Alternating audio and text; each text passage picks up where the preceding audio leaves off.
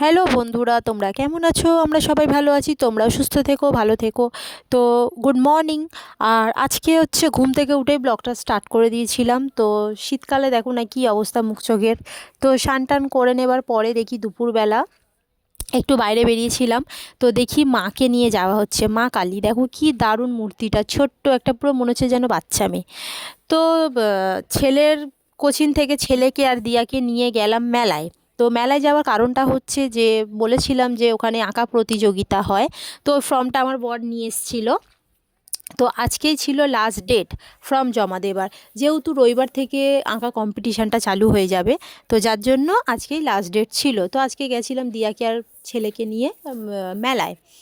আর এদিকে স্বামী বিবেকানন্দর ছবির মানে এটা দেখে আর কি, মূর্তিটা, স্ট্যাচুটা দেখে দিয়া তো নমস্কার করতে করতে যাচ্ছে, আর ওকে তো সবাই দেখছে আর হাসছে। আর এদিকে দেখো কি সুন্দর সুন্দর দোকান বসেছে, ছোট্ট ছোট্ট দোকান বসেছে, ঠাকুরের মূর্তির দোকান বসেছে, নানা রকমের জিনিসের দোকান বসেছে। আর এদিকে তো কানেরগুলো আমার এতই ভালো লেগেছিল, সামনে সরস্বতী পুজো, কানের একটা ভাবছিলাম কিনে নিয়ে যাব। তারপরে ভাবলাম যে বরের সাথে এসে একদিন ভালো করে মেলাটা ঘুরে তারপরে কেনাকাটি করব। তো এদিকে কম জন ছিল, ফর্মের লাইনটা খুব কম ছিল, সেদিনের মতো ছিল না।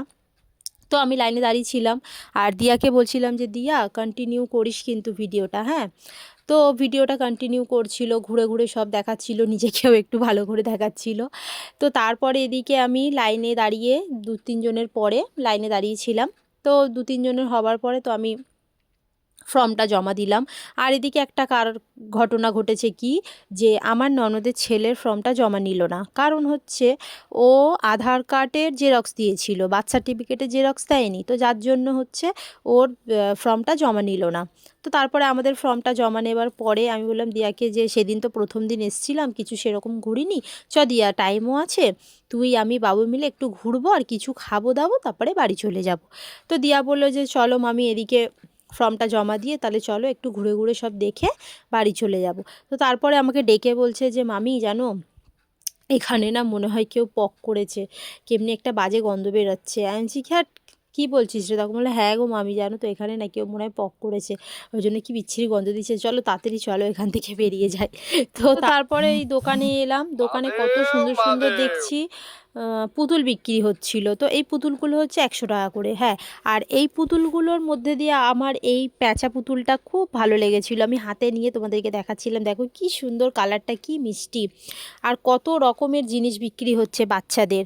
তো তারপরে এগুলো দেখার পরে ছেলে বলল যে মা আমি একটু ওই বন্দুক দিয়ে বেলুন ফটায় ওই গেমটা খেলবো। তো আমি বললাম তো চ খেল। তো 6টা গুলি হচ্ছে, মানে 6টা বেলুন মারতে দেবে আর কি, 50 টাকা। তো আর এই পাশে যে রয়েছে সাজানো যে বেলুনগুলো, ওগুলো হচ্ছে ওটাও 50 টাকা 6টা, কিন্তু ওতে কোনো প্রাইজ নেই, ওটা তুমি এমনি মারতে পারো নাও মারতে পারো, মানে মারতে পারলে পারবে, না পারলে না পারবে। আর এদিকে যেটা ছেলে খেলছে ওটা হচ্ছে 6টা 50 টাকা, ওটার মধ্যে তুমি যেই বেলুনটা মারবে, তো ছোট ছোট কুপন আছে, ওই কুপনগুলো বের করে যেই যা কুপনটায় লেখা থাকবে তুমি সেটাই প্রাইজ পাবে।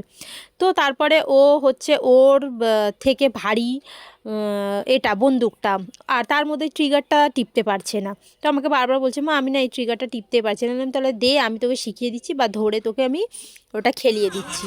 তো তারপরে দেখো ওকে আমি ধরে শেখাচ্ছিলাম, বলছে তাও হচ্ছে না। আমি বললাম তাহলে দে আমি মেরে দেখি, যদি হয় তাহলে আমি দুটো খেলে দেখব।